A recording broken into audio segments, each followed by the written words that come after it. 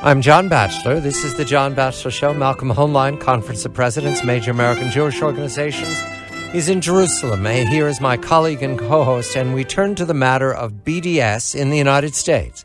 Boycott, Divestment, and Sanctions. It is the acronym of lawfare these last years.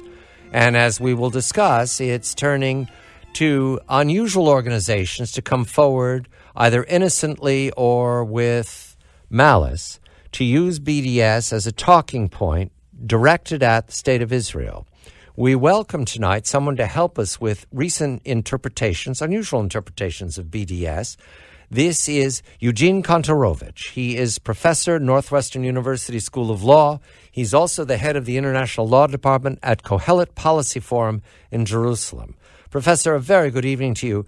The news, and it's an unusual interpretation, is that the State Department has decided on its own, or someone at the State Department has given the go-ahead to backing away, to pulling back from legislation passed by the Congress and signed by the President of the United States within these last days about BDS. This has to do with language in the legislation. It was the TPA, passed by the Senate and the House of Representatives, putting together Israel and Israeli-controlled territories, according to the spokesperson at the State Department, giving the State Department license to interpret on its own. Help me, Professor. I do not understand. The State Department, why are they doing this, and how are they doing it? Good evening to you. Good evening. Good to be on the show. So I wouldn't read too much into what they did or attach too much significance. Congress passed a law. It went through both houses. It was passed unanimously in a bipartisan way. And the law, which tries to deal with and limit boycotts of Israel, says that it applies to people who boycott companies of Israel that are in Israel or territories under Israeli jurisdiction. Now, the president knew that's what the law said, that's what the unanimous Congress voted on, and that's the law that the president signed.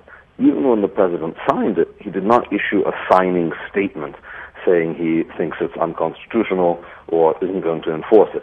That kind of signing statement you sometimes see when the president wants to limit the effect of foreign affairs legislation, like with the recent law involved in the Jerusalem passport case. But the president didn't whisper a peep when he signed it.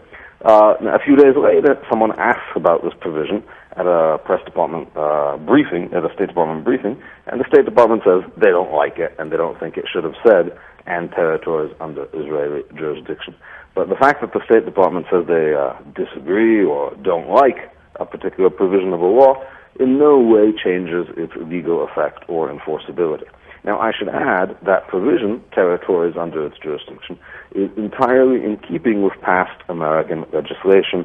The 1976 and 1977 anti-boycott laws passed by Congress applied to Israeli companies regardless of their specific location, as does other U.S. legislation like the U.S.-Israel Free Trade Act. Indeed, now that President Obama says that Western Jerusalem, inside the Green Line, isn't part of Israel, there's really no way Congress can ensure that its free trade and other legitimate legislation applies to what is generally considered Israel without using language like territories under its jurisdiction. Malcolm? Was made clear in the debate by the members of Congress that this was not about settlements, it wasn't about the policy towards the territories, that this had to do simply with the violation of past American law, of the boycotts, especially in Europe, but also emanating from the United States. So it should have been clear from that, had they read the debate and seen the language that was used, that the intent of the legislation was, as you said, restricted to fighting the BDS boycotts especially. So while the State Department said that this in no way undermines their commitment to fight the boycott, but that in fact is what's happening. Yeah, fortunately, the law is not left to the State Department to enforce. The law is implemented by, in part, the U.S. Trade Representative, who testified in Congress in support of this law, and also in part by the courts of the United States and by the different states of the United States. One of the important parts of this legislation is that it authorizes and encourages states to adopt their own laws that can limit their involvement, their contracting and pension investment in companies that discriminate against the Jewish state. And we're sure to see more such legislation in the coming year. Professor, I want to move to another matter much in the news. The United Church of Christ, which is a Protestant denomination in the United States, approved a resolution just these last days for divestment from companies that profit from Israel's occupation or control of Palestinian territories. Also a boycott of products from Israeli settlements. Is that a significant decision on their part? The language seems so caged that it could mean anything. Indeed, it could mean anything. I'm sure they have a list. All these resolutions in the church groups are sponsored and promoted by radical Palestinian groups who often have a list of boycott targets that they have in mind.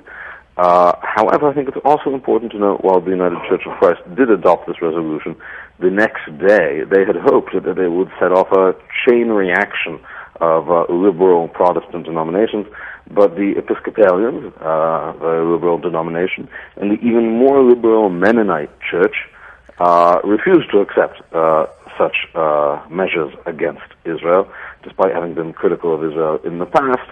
So the UCC is left looking like a strange outlier, and if they're trying to pressure these companies, it's unlikely to work, because on the other hand, entire states like South Carolina and Illinois are saying to these companies, if you give in to this kind of extortion, you will lose opportunities in these states. And I think South Carolina, Illinois, and other states represent bigger potential markets and investment sources than the rapidly dwindling UCC. Malcolm? To your knowledge, has the UCC adopted similar resolutions going after the countries that have, even now, systematically eliminated their Christian populations, executing people, killing them, driving them out? Have they taken such actions there, and or is it just a focus on Israel? Yeah, no, the UCC does not adopt such measures, as far as I know, against the many countries in the Middle East where Christian populations that have been there for 2,000 years have now been expelled and eradicated. Again, this is not a religious act. These are groups that are heavily lobbied by politicized Palestinian groups to seek this result, and they seem to give in. These are also often groups that are very detached from the needs and interests of their members. Malcolm, the puzzle here